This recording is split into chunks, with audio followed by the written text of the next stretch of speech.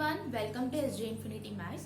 Today we are going to study about inverse of a non-singular matrix by elementary transformation. Okay, we know that we have two types of transformation. One is row transformation, other one is column transformation.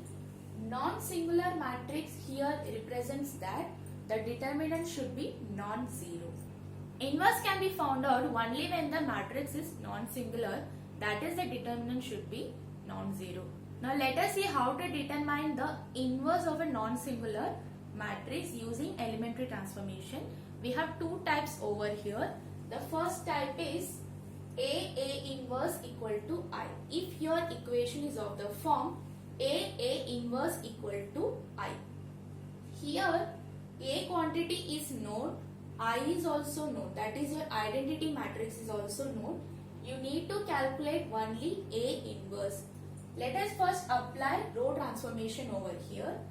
See, whenever you apply the row transformation, it is applied only on A and I because A inverse is unknown over here. Whatever the row transformation is applied on A, it is simply copied on I. Okay. Whenever the row transformation is complete, this A matrix is transformed to identity matrix. And this I matrix, that is your identity matrix, is transformed to B. B is your new matrix. Therefore, A inverse equal to B. Okay? Because any matrix multiplied with identity matrix will give you the same original matrix. Similarly, we have a type 2, that is A inverse A equal to I. We can multiply either way. A inverse is also I, A inverse A is also I. But here we will be performing column transformation. A inverse remains as it is. A is given in the question. I is your identity matrix. It depends upon the order of your matrix given in the question. If it is of order 2, I is also of order 2. If it is of order 3, I is also of order 3.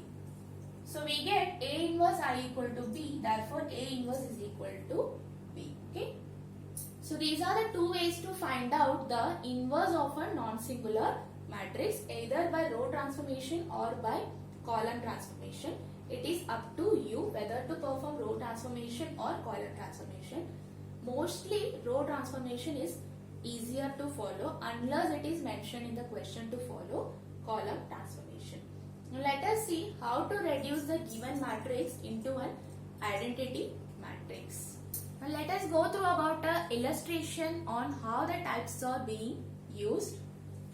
Here given a matrix A, A11, A12, A13, A21, A22, A23, A31, A32, A33 are the elements of your matrix A.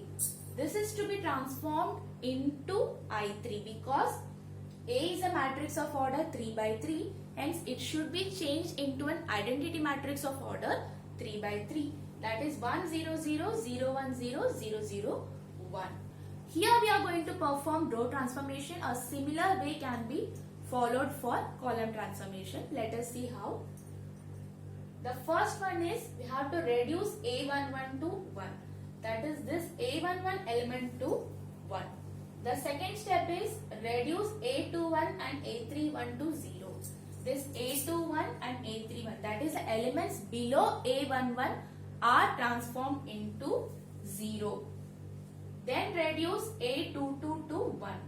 Now we have to focus on A22, that should be 1. You can see easily with the help of this A22 we are reducing A12 and A32 as 0. Now the fifth step, that is we have to transform this A33 to 1, then reduce A13 and A23 to 0. Okay, these are the steps you have to follow while performing row transformation in finding inverse of the given matrix. Okay, a similar step can be followed for column transformation.